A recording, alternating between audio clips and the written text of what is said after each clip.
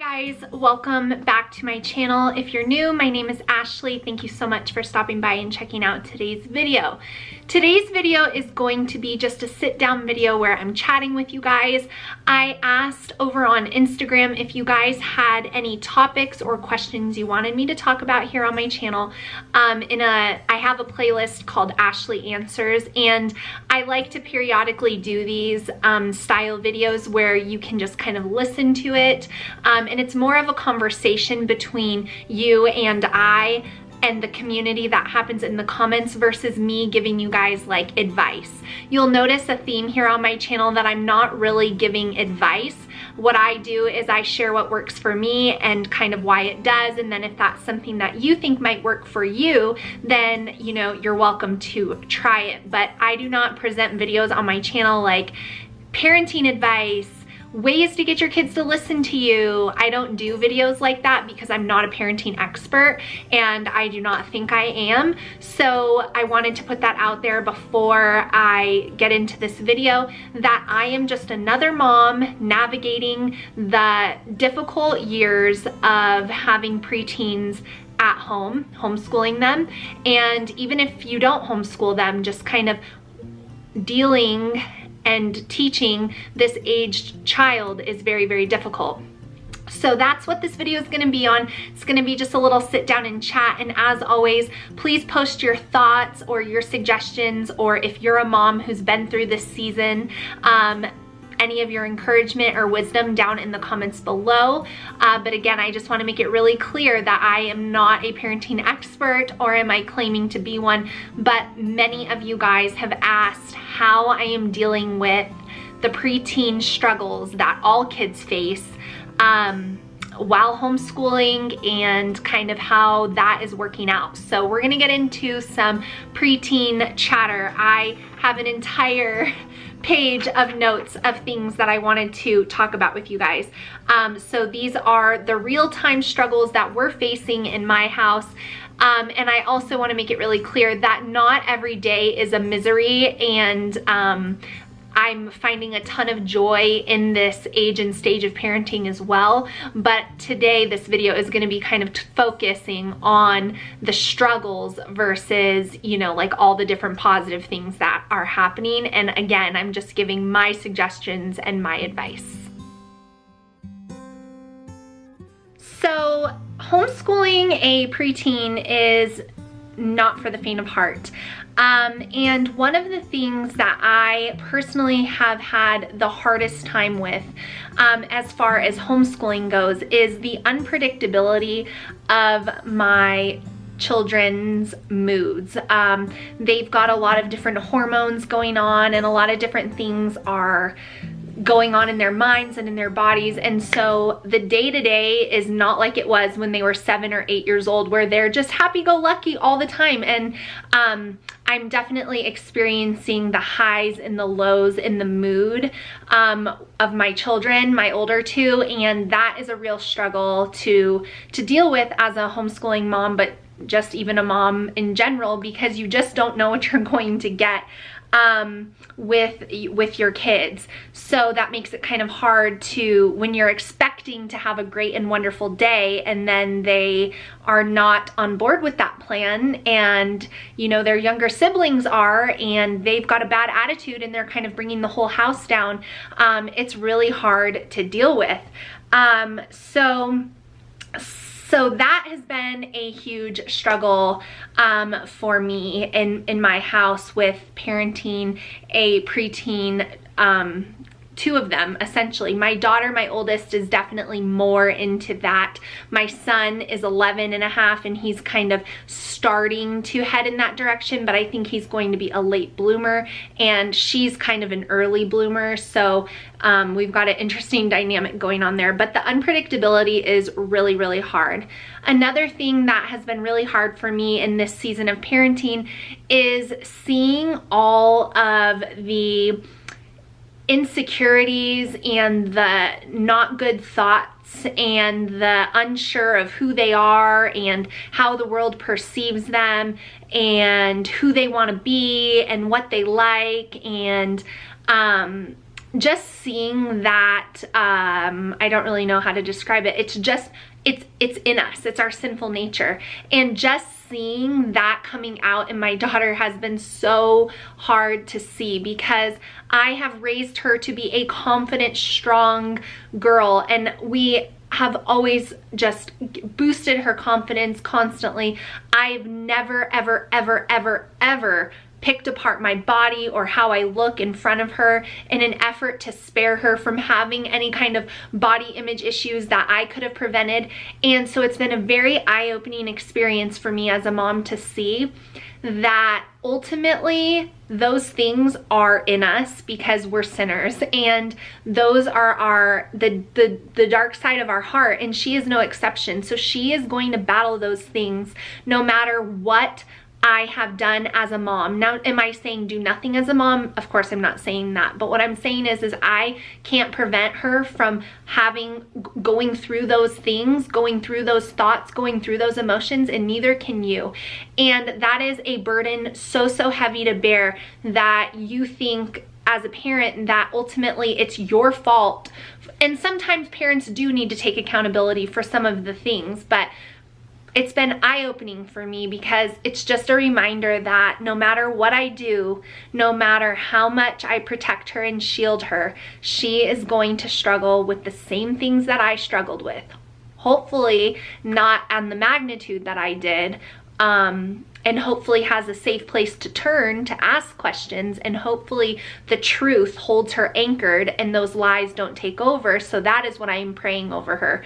But it's been really hard to see. So that has been kind of like the second biggest struggle I'm having with parenting a preteen. The third thing that we have really been struggling with in parenting a preteen is almost like they go back to being toddlers, where they're kind of impulsive. They say whatever they're thinking. They don't really have a ton of regard for other people's feelings all the time. The emotions are very high. So when we're mad, we're really mad. When we're sad, we're really sad. And it's very emotionally draining for me as a mom to have to constantly try to like help her regulate those things. So, and also like parent and discipline her. Like, you can't be so rude to your little sister. You know, she and the hard part is that my daughter is a sweet girl, but this just becoming a preteen, I've just seen her like, it's hard to describe, but she's just so like loud sometimes, and she's just not, it's not characteristic of her personality. So that's been really difficult to handle. And on the flip side of that, disciplining a child that is that age is also pretty difficult, because there's not many things that you can do. I mean, saying you can't watch your favorite cartoon on Saturday morning really isn't gonna, you know, bother her too much at this point. So I feel like with discipline, it's been a little bit more challenging to find discipline methods that are effective for my child. And I do think that discipline is different for every kid. There's certain kids that just them knowing that they disappointed their parents is enough discipline. And then there's other kids that require a lot more on the discipline front to correct a behavior. And so we're kind of in the middle there with her, but it has been a challenge. And I will share with you guys the discipline methods that I've been using with her. But again, you know, these are just the things that are working for my family. So those are kind of the struggles that we have been having, dealing with just insecurities, dealing with like an unsureness about herself, dealing with her desire to be mature, but also she's still a little girl and she's caught in between that and she doesn't really know where she is. So those have been our struggles, and I would love to know if you resonate with any of those. What have been your struggles as well?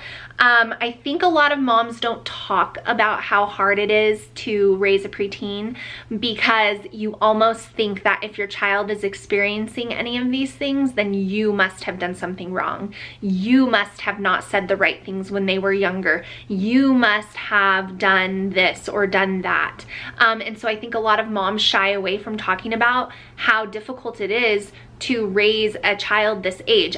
I've even heard from the brave few that are willing to talk about it that these years between like 12 and 14 are way more challenging than even the high school years. By the high school years, they've come into their own, they kind of are a little bit more regulated, and it's a lot easier to deal with. But I think a lot of parents do not talk about how hard these ages are because they feel like it's a reflection of their parenting. So let me know if you guys agree with that down in the comments below. That has been a lie that I had started to feel and started to take on, and then the Lord quickly removed that from me and said, no, this is not you. Your job is to steer her back. As she goes like this, my job is to go like this and bring her back on the pathway. I can't change where she goes in her own mind. And so it's just my job to come alongside her and put her back. And I do that with speaking truth into her life. So now that I've shared kind of the things that we've been struggling with, I do want to touch on some discipline methods and some things that I've seen that are very important that I feel like are helping us make it through this season in our homeschool and in our household. I have noticed, as far as things that help, that sleep is more important than ever. If she is tired, it is going to be a really difficult day. She needs all the sleep she can get so that she is mentally able to regulate herself and also physically able to do the things that she has to do. I've noticed that she needs repetitive reassurance, and I have emphasis on the word repetitive. You may think, oh, I've told you that before, or I've told you that 5 times today, but they need to hear it. Preteens are so unsure of themselves that they need constant reminders that they're wonderful, that they're beautiful, not to talk negatively about themselves, that they are smart, that they can, you know, persevere, you can do this, that type of like motivational constant talking. And it is exhausting. I will not lie and say that I am not emotionally spent most days, primarily because of those 2 children, because I am. Parenting this age is by far the hardest stage I've been in as a parent. I would do newborns and dirty diapers 20 times over as far as like the physical and emotional tax that this stage of parenting is. It's very intense for me. It's a very difficult. And I am emotionally drained most days because I've literally been pouring out into her constantly, you know, reassuring her, reminding her, trying to guard her heart and protect her while also trying to give her freedom to mature and grow. And so it's been really difficult. So the repetitive reassurance I have noticed does have a pretty significant impact on her. The next thing that I have started to be more aware of or allow a little bit more of is her own self-expression. She's trying to figure out who she is, and she's trying to figure out what kind of woman she is going to be. And my faith is not hers, and my salvation is not hers. And she is going to have to walk her walk with the Lord on her own. And eventually, you know, I'm here right now to help her, and I hope that what I've done so far has planted seeds of truth in her life, but ultimately her decision to follow him is going to be her own. And so I think sometimes as parents, we make mistakes in not allowing our kids to make any decisions for themselves. And and then all of a sudden they're expected to be adults and make every single decision for themselves. So I've started to allow her to kind of make some more choices about certain things, definitely not all the things, very certain few things. And and she's learning natural consequences by some of those choices, like certain she wanted to have bangs cut into her hair, and I tried to steer her away from that because I know that she doesn't like to spend a ton of time like getting herself ready. She's not into makeup, she's not into any of that yet. And I warned her, I said, you have very curly hair, that's gonna be really difficult for you because you play sports and they're gonna be sweaty and you're gonna have to wash your hair a lot. Are you sure you wanna do that? And she was like, yes, I really wanna get the bangs. So I let her get the bangs, and she's learned, that she doesn't love having to round brush her hair every day. Simple things like that, allowing her. She also loves like temporary tattoos. I would prefer it if she didn't get a ton of tattoos. I'll just go ahead and say that. I would prefer that she doesn't get a sleeve of tattoos. But she wants to wear them. And so, I'm just letting her figure that part of her life out for herself. Her clothes, we have certain parameters, but gone are the days where I am just shopping for her. Now it's very much like, do you like this? Do you want to wear this? What do you think about this? Do you think that this is appropriate? How do you feel about those shorts? Do you think they're too short? So I'm allowing her to take ownership of those decisions in her life, and I've seen a lot of benefit in doing that. To go along with that, a lot of you guys always comment to me, and it's really sweet. You say that you see such like an innocence in her, in my oldest daughter, but also a maturity. And I would agree with you. She is very innocent, but she is also maturing. And you guys have asked, how I have cultivated that, or how I have allowed her to mature at an appropriate rate. And the things that I can think of off the top of my head are, we really have always filtered what she watches on television. We really have always filtered the kind of music that she listens to. We really have always filtered her friendships and who she spends a lot of time with. We've really filtered a lot. And I do believe that that is why you guys see that, because most girls her age are not a picture of what she is. She is still very much a child, but she is maturing, and it is beautiful to see, and also really scary, as I've shared with you, and very, very challenging. But I do believe that guarding her, safeguarding her, and reminding her that she does not have to grow up to enjoy being a kid as long as she can. I think that those things have helped her, because we really don't realize how powerful the outside influences are on our children, and they are huge.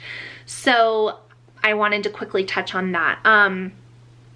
And so to go along with the maturity thing, I do think it is important, very important, that preteen aged children are given trust, some trust. They want to know that you as their parent trust them, and it also lets them feel like, okay, I'm getting bigger. I have this trust. My mom trusts me, and they don't want to lose the trust. So whatever way that you can allow your child to be trustworthy, whether that's, starting to babysit a little bit here or there, or being assigned to take care of something, anything where they can really show you that they are trustworthy, that they are demonstrating responsibility, I think is huge for this age of kids, because they, in just a few short years, are gonna all of a sudden be able to drive a vehicle, have a car, most likely have a cell phone, most likely have a lot more social interactions without you being around. And you can't give them all that trust if you haven't built up using smaller methods. So I think that that is important, and we have started to do that with her, and we've seen a lot of good fruit coming from giving her some trust. And your children should be trusted by you. You've raised them. until they give you a reason or they fracture the trust, and they need to experience what that's like to go from being trusted to not being trusted. I think that that is huge for preteens. So the moral of this video is I wanted to share kind of the struggles that we're having. I wanted to share kind of the things that I have noticed that are really important for my family, and I wanted to share kind of some tips that I've noticed are making a positive impact. And the biggest thing that I can say as I wind down this video is that these years are huge. I am reading a Sally Clarkson book, and they talk about the formative years being between the ages of 4 and 14. Once your child is 14, their behaviors, their character, all of that is completely formed by the age of 14. And I've seen it in many other places as well. And so these years are huge.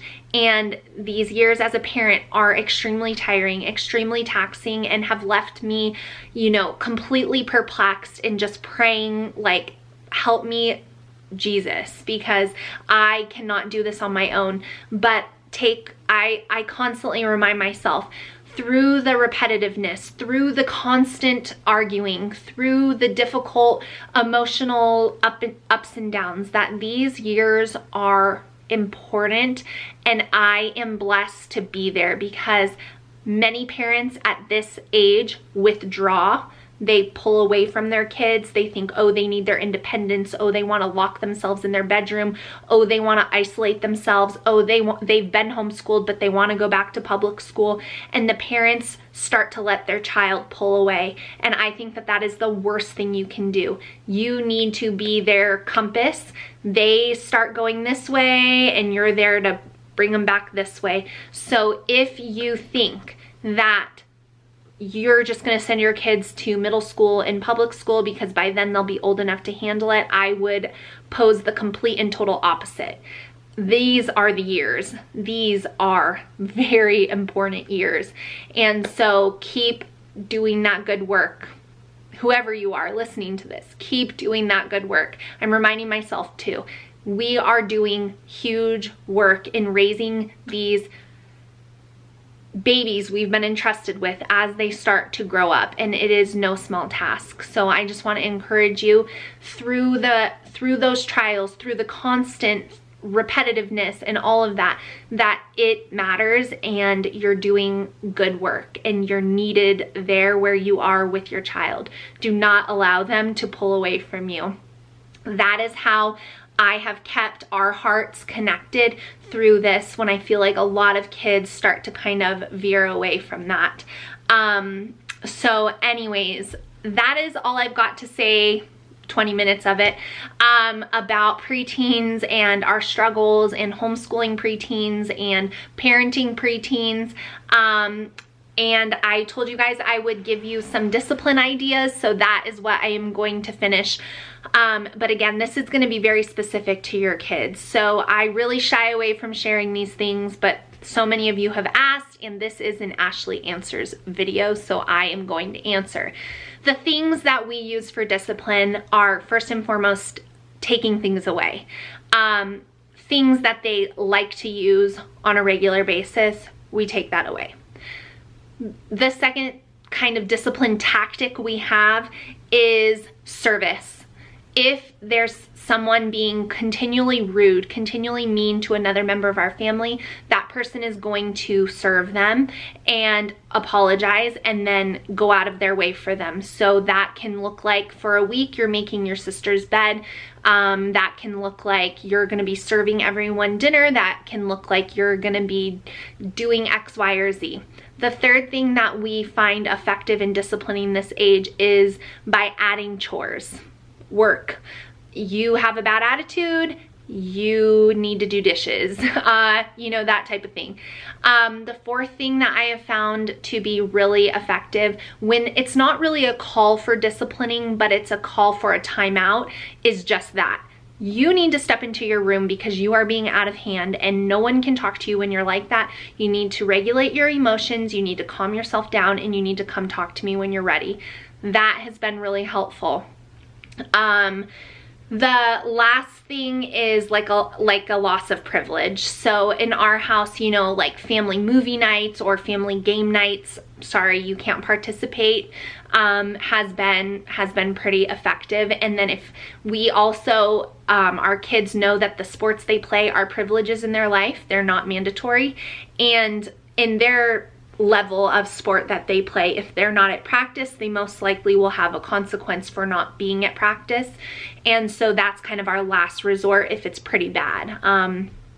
So those are our discipline methods. So, you know, take it for what you will. If you have any great methods or any ideas, post them down in the comments, because like I said at the beginning of this video, this is a conversation. I'm sharing my struggles with you. You want to share your struggles with me, do it down in the comments. If you need ideas, read the comments. This is not a parenting advice video. I've just gotten asked so much on about this that I wanted to do an Ashlee Answers video on the topic. Also, if you have any other topics or questions that would warrant a whole video, post them down in the comments below, because I will check to see if there's any other things that you would like me to do in another Ashlee Answers video. But I hope you guys enjoyed this. Give me a thumbs up if you did, and if you like my sit down style videos. I hope you guys are doing well, and I hope that this video encouraged you if you're a parent of a preteen, and I will see you in my next video really soon. Bye guys.